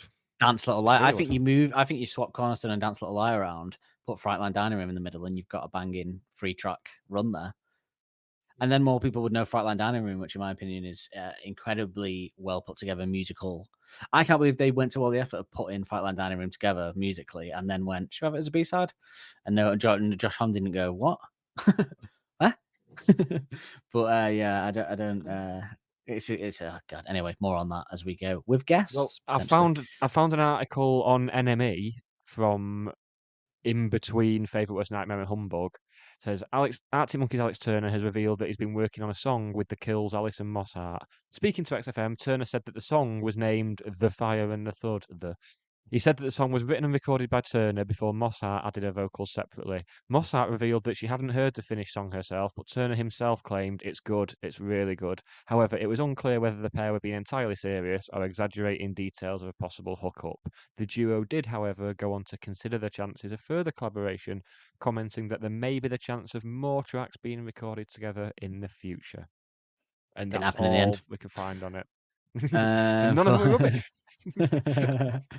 But yeah, musically on this, no sexy Nick, no sexy Helders, no sexy JC specials really, and a really good lead sound. You take that lead song out of this song and you've got a fairly weak track. And I know it's unfair to say, oh, you take that bit out, but normally there's more than one good thing musically in an Arctic Monkeys track, and this is the rare one where I would honestly say if you took that lead guitar out, this song would be pretty poor by their standards. So even with it in, I'm just like meh. So with it out, God knows. But yeah, not a big fan of it musically. Me. No. Do you want to go I through? always to find the... that strumming pattern a bit dull as well. It's very dull. When you listen to it instrumentally, it's the standard. first time I've been listening to it and gone like, all right, we're gonna get to the. It's just like, and then the kind of the bit's good, but yeah, not great. They could do better. They've set their own. This is their own standards that we're judging them by. That's the problem. Isn't it? It's only their own standards that we're judging them by. Yeah, not amazing. Don't hate it though. It's not in all Jailbrick's bad thing territory. People, don't worry about that. But it is close to them, but not in hate. Just close to them by proxy, really, because of how good everything is. And more on that in a bit, actually. But do you want to do our covers band jingle, Nick, where we talk about our possible covers for this? I would love I'm gonna form a covers band and all. Would you like to go first or second?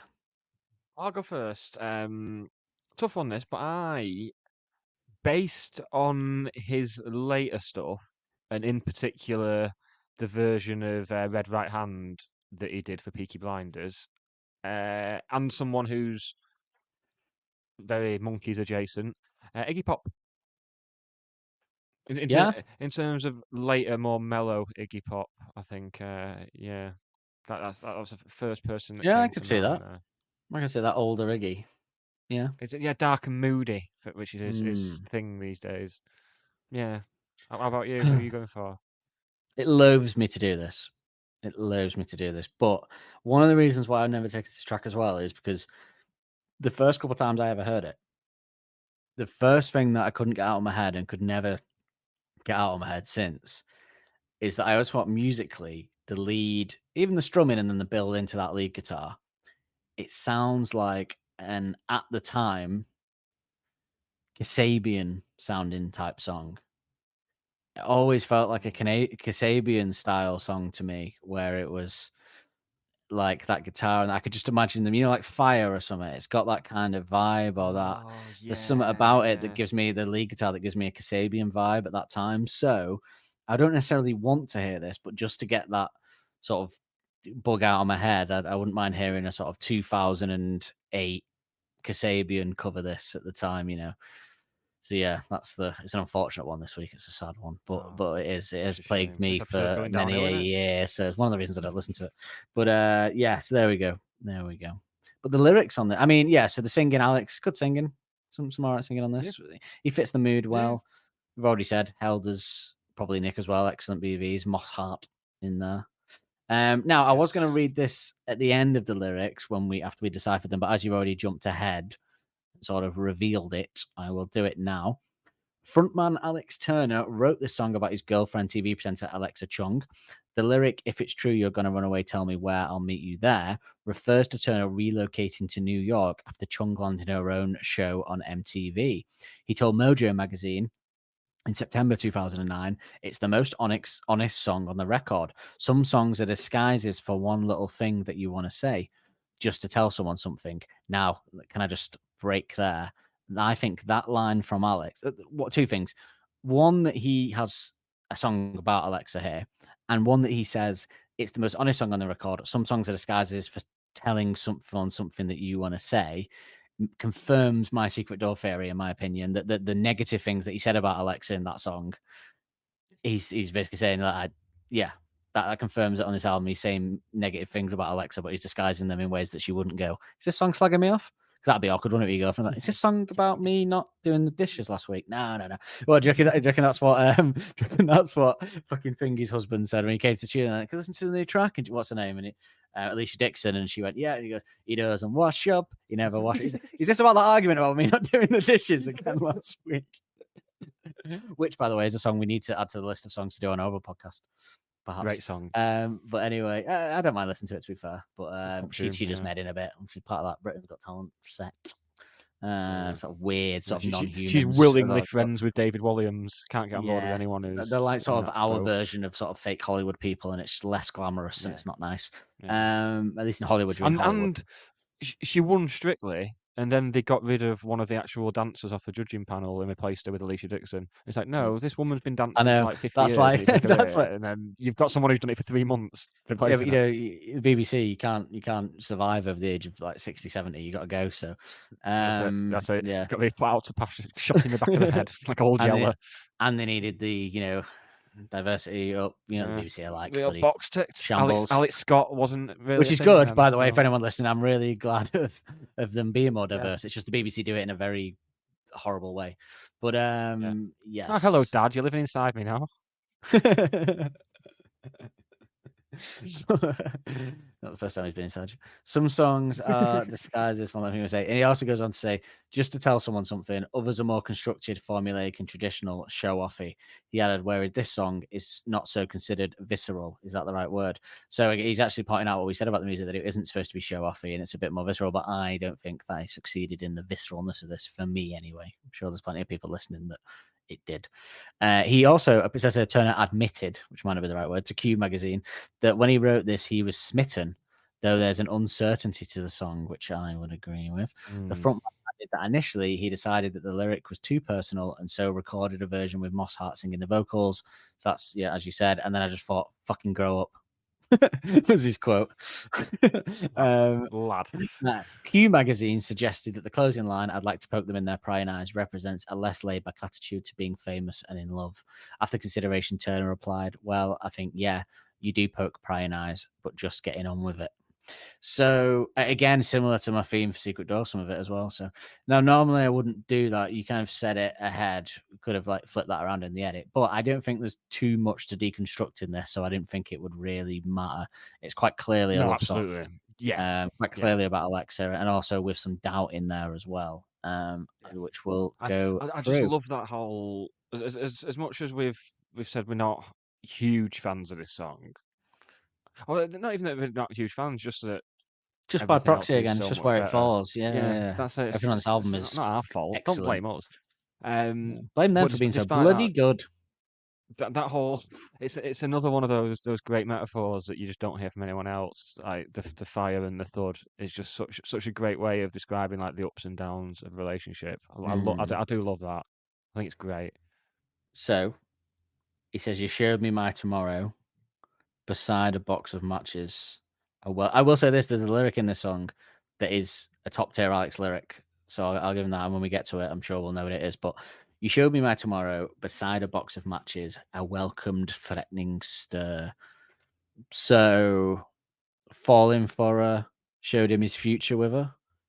So she showed him his tomorrow. Matches, like it lit a fuse in him, started the fuse of the fire, the relationship, very similar to perhaps another lyric in the future that he will use in future albums to come. And a welcome threatening stir, I've always taken to mean like it's exciting but scary. The stir it causes, like new relationships are, like it's a bit exciting, but you're scared of going all in, perhaps. Yeah. Interesting. But my hopes of being stolen might just ring true. Depends who you prefer. So he wanted to be stolen. He wanted to have his heart, taken by someone, and it rings true. But what does he think she mean? Depends who you prefer. Like if she just likes him, if she likes the version of him, whereas I think, because there's a lyric coming up, my opinion is that it might mean, do you prefer the version of me that is a bit mysterious, or the version of me that is all in on the love with you, that shows it? Yep. That's my opinion. I think this the second, based on how the song progresses. I think it's the second. Yeah, it makes sense, doesn't it? And as we already know, the next line is, if it's true you are going to run away, tell me where, I'll meet you there. Her relocating to New York and Alex following, as we know from the intro there. But yeah, I think I'd known that for a long time, actually, because it was around that time that they went to New York. And in my opinion, I don't know, I didn't like Alex in New York with Alexa. There were some cool stories I read about him hanging out with Julian Casablancas and stuff, and I like the thought of them living in an apartment in New York, but I didn't like his look. He went all way too skinny for me. It didn't suit him. I don't like his look on this album. I don't like his cornerstone look in the video. I like the video, but I don't like. Oh yeah. No, I do like. I like the look. The look at Reading 2009. The whole stoned, like long hair. Yeah, look. I like that. desert rock. But it's But something yeah, about the cornerstone look is. he goes too very skinny, dope. and when you look that very soon.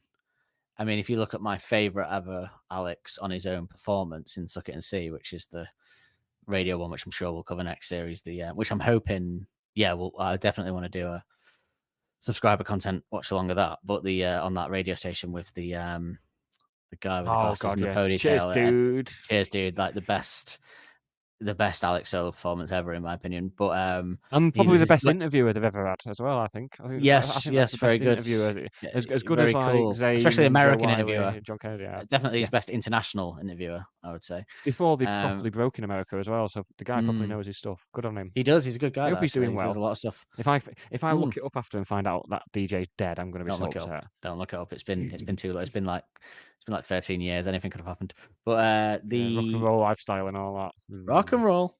But he's looking that with his hair and his leather jacket and how well he looks. He looks full. His face looks full. He looks a bit more toned. I like that. But when you compare that to the way he looked when he was in New York with Alexa, I don't like it. I think it's all vegan food and no fun, to be honest. If there's any food at all. If any food at all. Yeah. Oh, you suspect? Is that what you suspect? Just no eating. Just no right. whatsoever. I thought you suspected a Coke habit for a second. No, not no food at all in the sense of like Bowie and Iggy in Berlin. I just in Berlin, yeah. Milk years and peppers. without milk, peppers, and cocaine. I don't even know how people. We all have our fun, but bloody hell.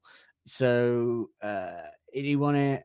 If she's like, yeah, so we know that one. And then, am I snapping the excitement if I pack away the laughter and tell you how it feels? So when we said, depends who you prefer, and I said, is it him where he's all in or not? I always feel like that's the one of the giveaways, like, because he's kind of saying, like, he's getting serious with his affections here. And are you gonna, does that ruin the excitement of the initial? Because we've all had that where you fall for someone and it's all very exciting and you kind of kill the excitement by perhaps getting a bit too heavy too quickly. But I'm sure both sides of the relationship have been guilty of that at times in past relationships. So sort of is he getting too serious with his affections, which surprised me because at this point they were quite all in, weren't they? I would have thought. But who knows when he wrote it? I guess this might be a blend of things because it might not necessarily be when they move to New York. Because if they're moving to New York together and she's going, I'm a bit off put, why are you serious? And it's like, what do you want? I'm moving to New York. Yeah, I think we should be serious about this relationship. You don't tend to move to New York with someone that you're sort of like, we're not committed here. I'll live with you, Alexa. I'm really scared. And does burden come to meet you if I've questions of the feature that rolls on your dream reel? Great line. Not the line I was saying about that's fantastic. That's next. But I think I know, yeah. But very good metaphor because it's like, for me, that's like he's wondering if being with him is her dream, her true desire. Like, and does him asking that, if he wants to ask, because basically he's wondering, am I on your dreams? Am I on your the reel of your dream reel of your life, the film of your life on the dream reel? Am I a feature on it? Am I in it? And he's saying, does it burden you if I ask you things like that? Does it make you feel like you need to decide or whatever, like in that way that I wonder if she provided him with a dream synopsis. Fantastic. Well done.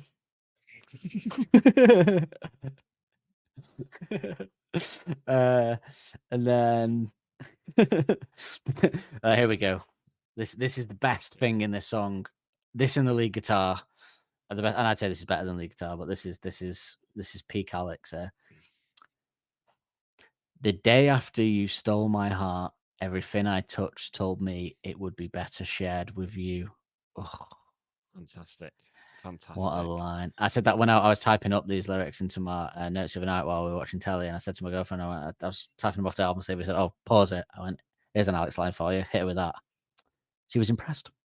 She was very much impressed. You just pass them off as your own. And that's then what I do when I'm dating. Yeah, I'm just going to store all Alex's lyrics up and use them as my wedding speech. No one will know. It's none of the commercial ones. No one will know. Except you. But yeah, I couldn't say. Oh yeah, like she wouldn't know that wasn't me. Like I'm a romantic at heart, but I think she'd know if I pulled something like that out. Also, actually saying that in real life to someone is a bit cheesy. Innit? If said oh by the way, pause the telly. You know, the day after you stole my heart, everything I touched told me it would be better shared with you. Like what? There's better ways to say that in an actual conversation, but in a song like lyric, what a line! Incredible. Works well Up on there, WhatsApp. I would say this is That's what WhatsApp's for. if this was a. Let me explain my next single.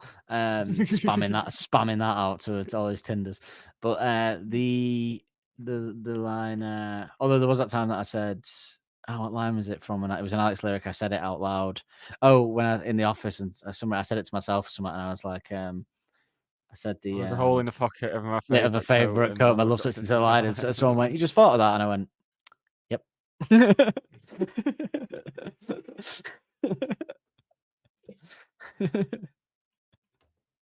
But you'll never know. But I think this is a glimpse of the lyrics to come in the next album, the next era. This is a glimpse of that's a proper suck it and see amazing line. Peak suck it and say the day after you stole my heart, everything I touched told me about you. And similar, you know, in the way that he's developing a better version of a similar line, I think that he says. So he says it in. I think if What If You Were Right First Time, there's a line that rings like a similar line to this, but a bit more perhaps immature. And then there's this line, and then I think the culmination of a sort of more mature, more comedic even way is in Sweet Dreams TM with the Shadow Puppets, where he says, it's like everyone's a dick without you, baby, which might not be as poetic, but for me is as perfect and actually more real, like how you might actually think it. It's particularly in a Northern English way to think like, because as we say when we get to covering that on subscriber stuff, that I've experienced that where I met my girlfriend and then I went out with some people that I've out and I thought, oh, right, and I get what Alex means now. It is all of a sudden all these people are annoying me. These people are annoying me, Lynn. But yeah, what a line. And then speaking of Alex metaphors and suck it and see, we get, and you're hiding in my soup, and the book reveals your face, and you're splashing in my eyelids as the concentration continually breaks. It's one of those lines that's hard to say again without going, the concentration continually breaks. I know he fucking does it. So this is basically like how she pops into his thoughts, whatever he's doing. Is essentially what he's saying here. Yeah, splashing in my eyelids is a great line because normally it'd be something like swimming in front of your eyelids, and that's the phrase, isn't it? You were swimming in front of my eyelids, but he's changed it. He's thought, not swimming, but he's splashing. He's splashing, splashing in. But yeah, really good metaphors there. Hiding in my soup. Yeah, that's an interesting one to go for. I feel like he was going opaque there. He decided I'm going to try and make these a little bit opaque. With that, but I reckon we could probably count on one hand the number of songs that successfully managed to name check soup in them. I reckon. Yeah. Okay. Are we counting? Are we counting? Are we counting Andy Warhol? No. Andy Warhol by David Bowie. Are we counting that? Does he mention the soup in it? I can't remember. But yeah, I don't think he does now. There is a song that references the soup, I think, from that, like Andy Warhol. I'm sure there's a song where someone says Andy Warhol tins of soup in it or something, like some 90s song or something. I'm sure that's a thing. But anyway, no, so I find that out for next week. Yeah, bonus round next week. Soup songs. But yeah, the next line is, I did request the mark you cast didn't heal as fast. So basically, it's a weird word in that, but he's basically saying he wanted the effects you had on him to last, essentially. He's requested that the mark you cast doesn't heal because he wants it to stay around. And then I hear your voice in silences. Again, great line about how she's in his head. Yeah, voice like that is a good moment. And the song kind of hangs as well with a bit of the atmosphere, which is nice. I hear your voice in silence. So you ponder it and then back into it. And then another great sort of lingering line. will the teasing of the fire be followed by the Thud?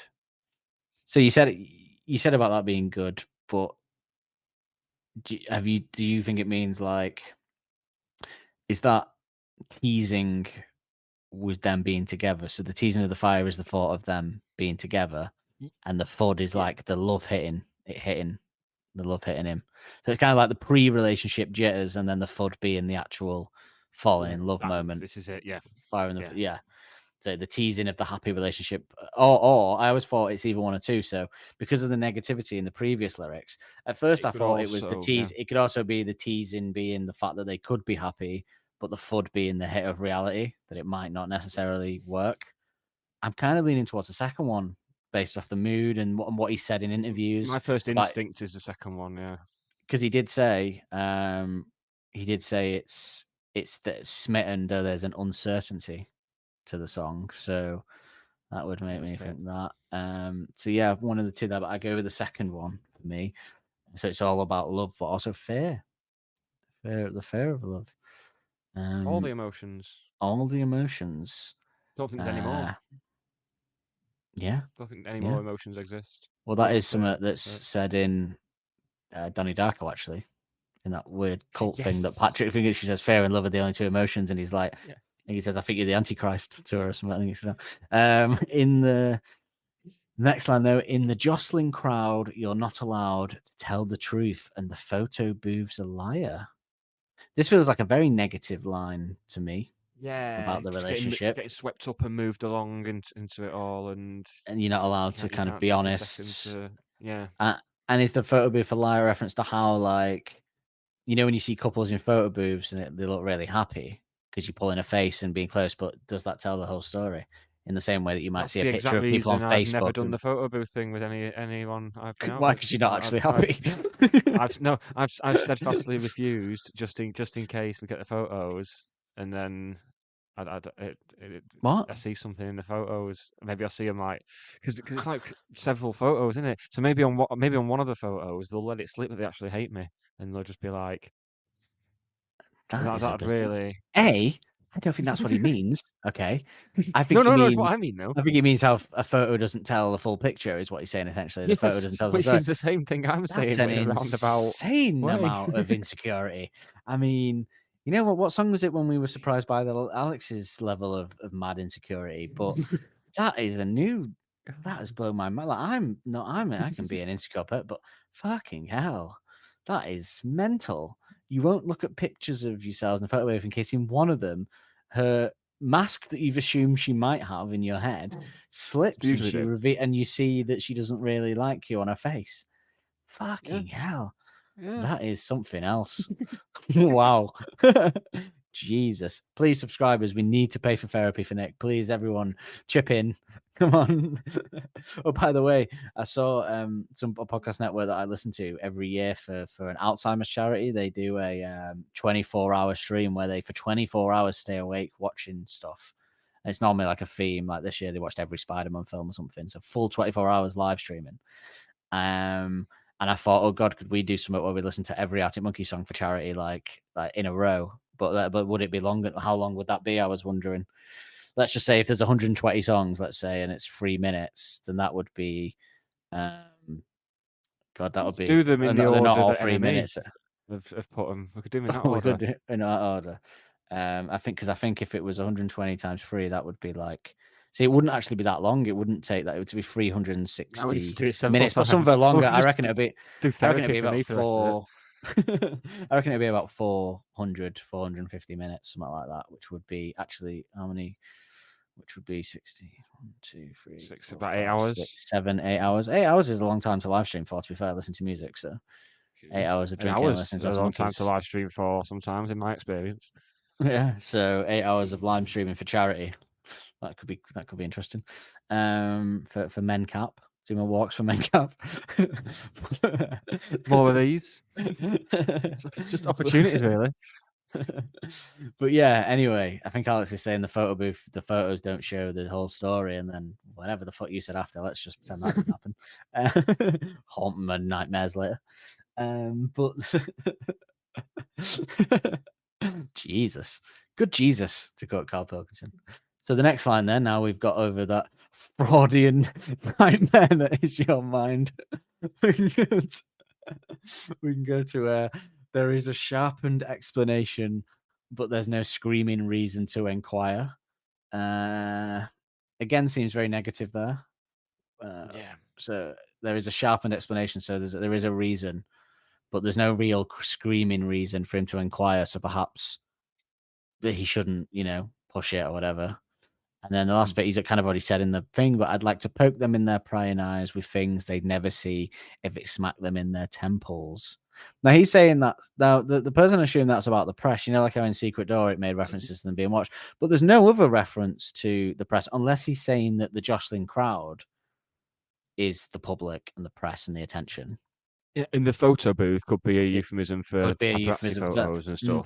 That's where I was going. Like, is this another thing about the press? Which again leads me to think Secret Door is what I think it is. But Justin Cloud, you're not allowed to tell the truth. The photo booth's lie. So when the paparazzi snap pictures of them on the streets, that doesn't tell the whole truth. You're not allowed to tell the truth about how you feel and stuff like that to them. And there's a sharpened explanation, but there's no screaming reason to inquire. So is that the papers giving a very, they're saying this is what Alex and Alexa are doing, but they haven't really got any reason to chase them or follow them, perhaps. And then he'd like to poke them in their prying eyes with things they'd never see. So I think that's home truths. I think that's a really clever way of saying he'd like to hit them with some home truths, because he's saying, I'd like to poke them in their prying eyes with things they'd never see, even if it smacked them in the temples. It's like if you'd say, I'd hit them with some home truths, but they probably wouldn't even recognize it if I did. That kind of thing. So a bit of a dig at perhaps the press there. And he does say that Q Magazine suggested that to him, a less laid back attitude to being famous and in love. And he said, well, I think, you do poke prying eyes by just getting on with it. So almost like him just getting on with it is his rebuttal to them. Getting a little dig in there at the same time, though, not overly interesting, very personal, not overly interesting. But for me, that proves my Secret Door, because he basically says there's other songs on the album where he says personal stuff, but he hides it a bit, which I think Secret Door very much does. But not the most interesting lyrics on the album, but it has a cracking line in there, and kind of fits the song, I guess. But should we have a little bit of? Shall we have a little bit of John Kennedy? I think we should. We're doing well with the jingles. We've actually got all the jingles. Let's see if that continues. I think there's a few to go, but yeah. I think they're all there, but we'll see. Too much to discuss over a bucket of balls. Fire and the Thud is the next song, and this kind of starts quietly, but then it has all these builds and then slows down, and I think one of the great things about this album, and it does tie in, I guess, with Humbug, the title, if it is meant to be a, something that you suck and the flavors develop over time.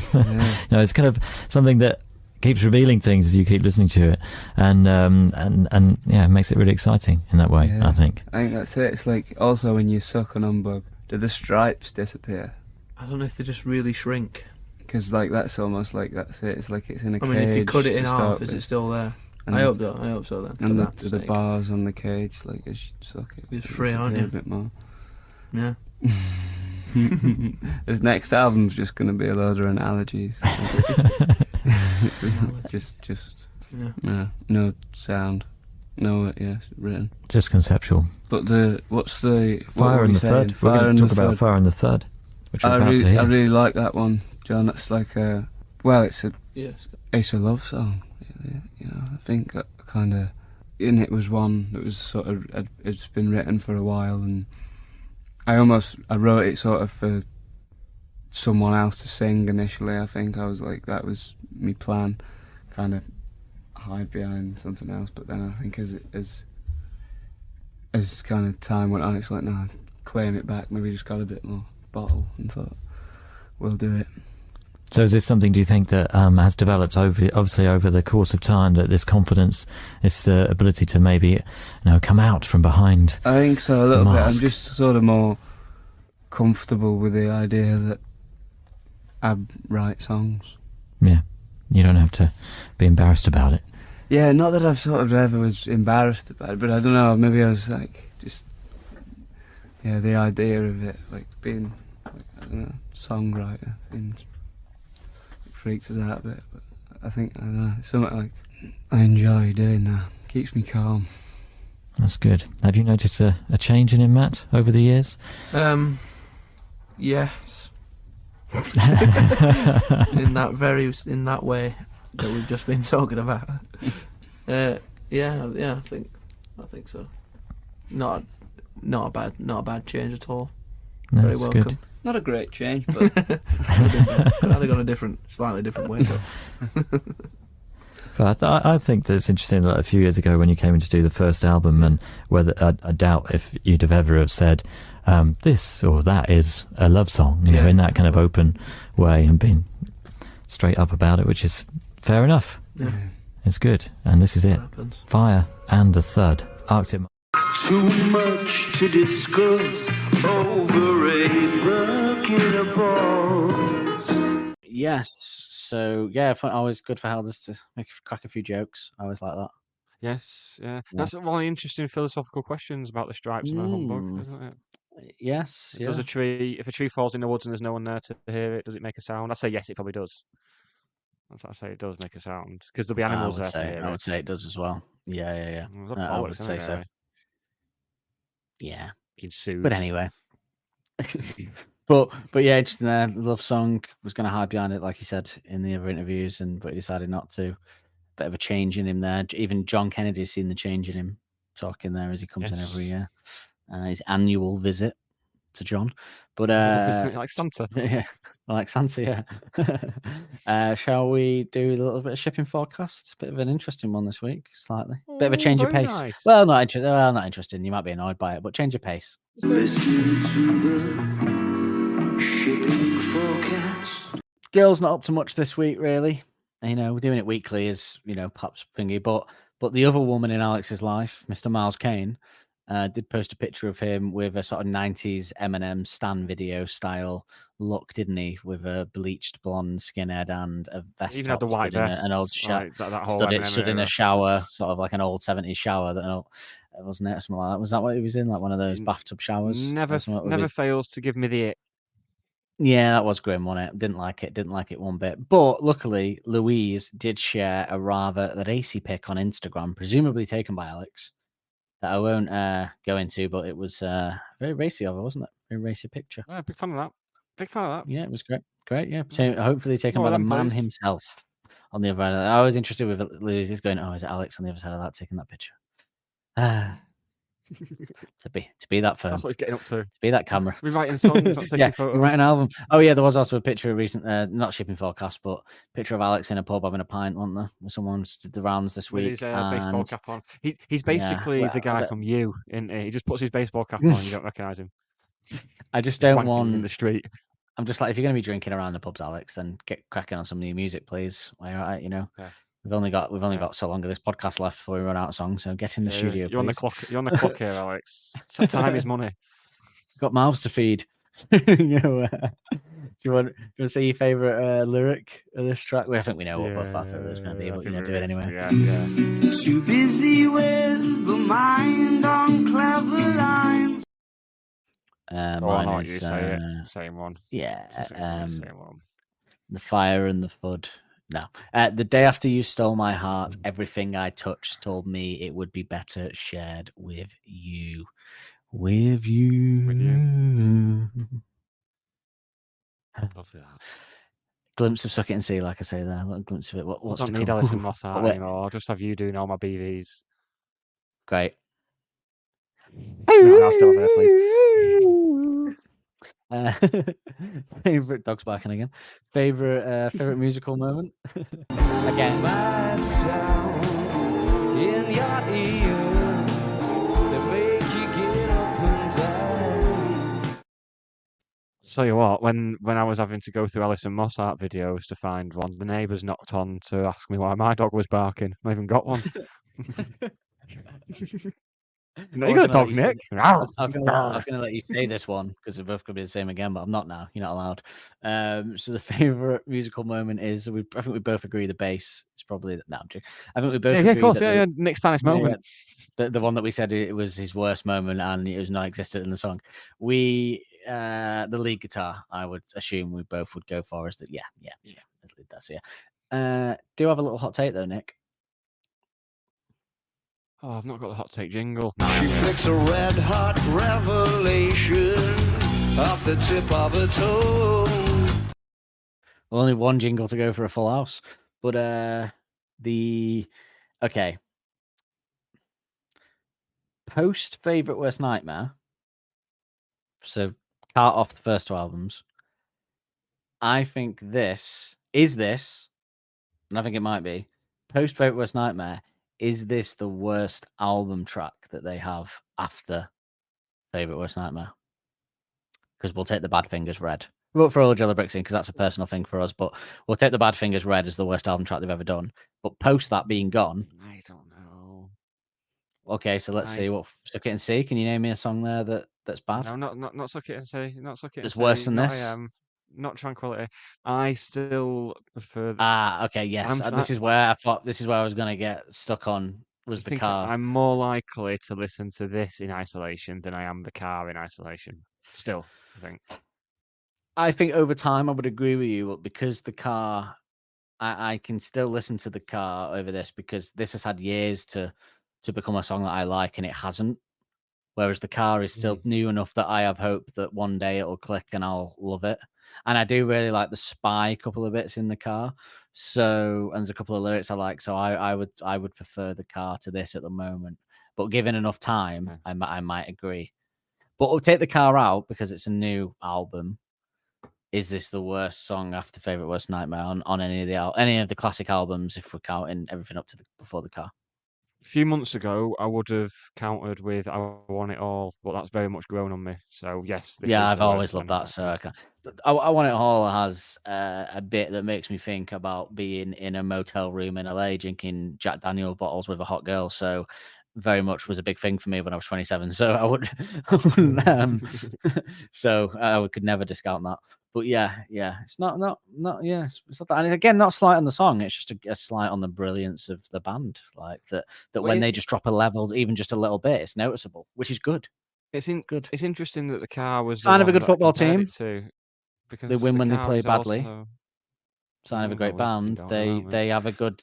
It's still a good enough song, even if it's not great. There was a link in there somewhere. There was a metaphor. Very similar to the big similarity between the car and this is that they are both highly elevated for me by a great solo at the end. Yes, that is true. I love the solo. Which solo do you prefer? I love the solo on this. Still this, I think. This. The sound of this solo is good. It's good. But yeah, definitely, I can't think of any on the other albums that I don't like as much. That I dislike as much as this one. I thought you were going to throw at me. I was prepared. I thought you were going to throw brick by brick in my face. No. But I will defend. I will defend brick by brick to my death next album. Yeah, same. I can't wait to cover it. Yeah, nothing wrong with brick by brick. Nothing wrong with it. The only thing that's wrong, the only thing that sticks in people's gore about it, which is a great troll by the band, is that after the divisiveness of Humbug, that was the first song they decided to put out there for the Suck It and See era and made everyone lose their shit again. Which is great. And they did that definitely on purpose. So I will defend that song forever. But controversial. I wonder if we're going to get much pushback on this song. I wonder what the thoughts are out there in the ether. Interesting, we'll see, yeah. I reckon we'll get I think the emails will literally be coming in. I'll probably get a message off Justin. But yeah, Isaac, if you're out there, let us know. Isaac, are you still with us? Are you in the bath? How was your bath? Let us know what you think of this song. But are you still here, or did you leave us? But okay, we got one jingle to go here for my little intro, AI induced intro into next week. Yes, this is a part of the show where Dan has tasked AI to write the introduction for next week's episode. Let's see if we've got the. You push the button and we'll do the rest. You know what? The way you said that made me think of one day when the Council of Robots slaughter us all, and I get pulled into the courtroom, and they're like, And they're like, did you ever miss you? No, I was always a fan of AI. Right? I'm not a fan. And they go, you made it write an intro. You made one of your slaves to write an intro for Arctic Monkeys podcast. I go, I didn't mean it. I didn't know. It was a basic form. It was different. Things were different then. Ladies and gentlemen, will we have a cat this week ladies again? And gentlemen. I know, it's because I asked. No. I still think it's the way I word it. Ladies and gentlemen, boys and girls, the men in black are back now. Ladies and gentlemen, gather round for a lyrical tale that's like a game of Where's Waldo, but with an Arctic Monkeys twist. Today's musical expedition takes us to the whimsical world of Cornerstone, where lookalikes, mistaken identities, and a questionable game of hide and seek reign supreme. Picture this. Our protagonist, a master of mistaken identity, starts his adventure in the battleship, convinced he's found his lost love under the warning light. Alas, it's just a vision trick, and his chances turn to toast faster than you can say, you sunk my battleship. But in this charmingly, AI, getting a little joke in there, but in this charmingly chaotic journey, it's beginning to seem like he imagined it all along. In the world of Cornerstone, every glance is a potential love affair, every wicker chair a potential rendezvous spot, and every phone call a potential clue to the whereabouts of the one that got away. So buckle up and join the Arctic Monkeys on this hilarious and head-spinning adventure through the whimsy of Cornerstone. Great little... I thought that was great there at the end. You really nailed it, didn't it? Though. Well, yeah. Well done. No cats again. No. Will we get a cat back? Will we get a cat? Like disappearing off the ferry in the night, the cat has left the AI. I thought I saw you in the cattery, but it was only a lookalike. Great. Good stuff. Good stuff. Yes. So next week, as I would like to refer to it, the bakery's more intelligent, older brother, Cornerstone. I saw your brother in the bakery on the phone to the cocaine man. We'll get into it next week, but I think there's a strong spiritual connection between the bakery and Cornerstone, musically and lyrically, as we get into it next week. Yeah, definitely. But more on this. I mean, this hit next week is an all-time Arctic Monkeys classic. Like we sometimes say, is that a classic? How do people say it? But you would be hard pushed to not have this as one of the greatest Arctic Monkeys songs. And my I don't know what favourite performance up until very recently. Well, you got to have your you're going to go for one at the time, a live performance, but obviously, I think we'll also be playing another performance of it from later on. We'll be closing. We'll be closing the episode with that. Yes, I would have thought so.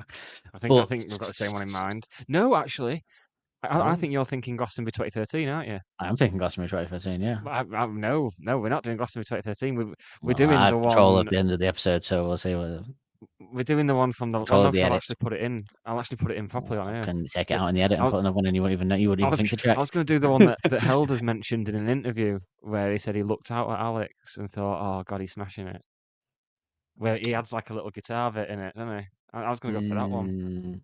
Well, we'll see what makes the edit, mate. Because if I know anything about you, is that you're going to forget this conversation. You wouldn't even realise. No, because I've already clipped it up already. I've already got it. Yeah, but you wouldn't think to check that I didn't just swap it out last minute. I can say that with full regard that by this time next week, you will not remember this conversation.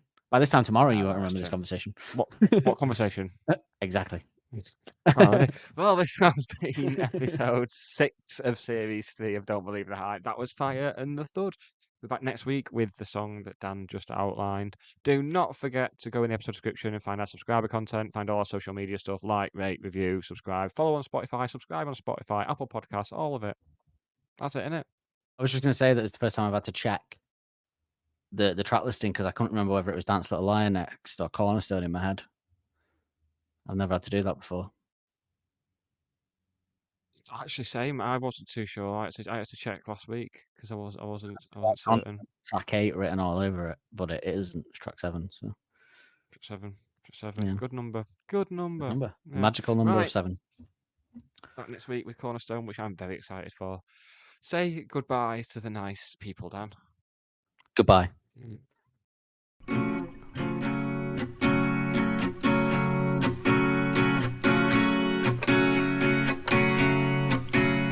You showed me my tomorrow beside a box of matches, a welcome threatening stir.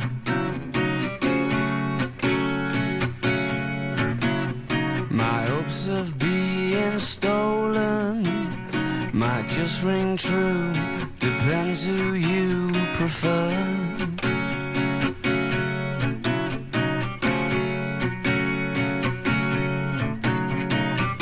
If it's true you're gonna run away, tell me where, I'll meet you there.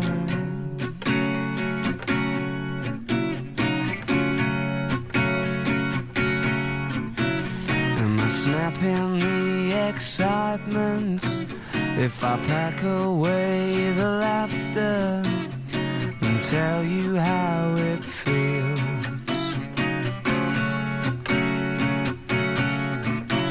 And this burden come to meet you if I've questions of the feature that rolls on your dream reel.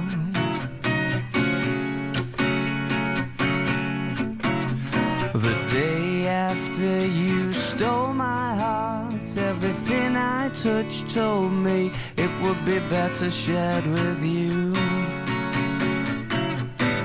With you. And now you're hiding in my soup, and this book reveals your face, and you're splashing in my eyelids as the concentration continually breaks. I did request the mark you cast, didn't heal as fast. I hear your voice in silences. Will the teasing of the fire be followed by the thud?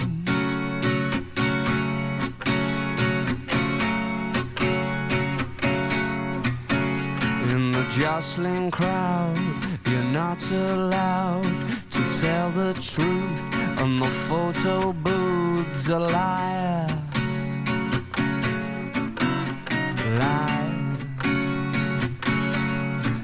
And there's a sharpened explanation, but there's no screaming reason to inquire.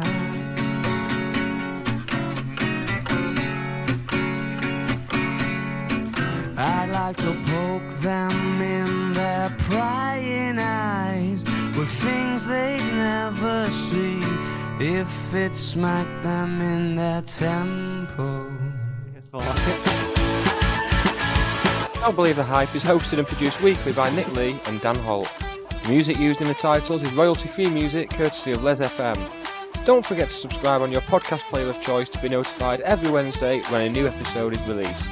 And if you want to help us out further, be sure to like and review to help make us more visible to like-minded souls. We will see you next week with more of the same.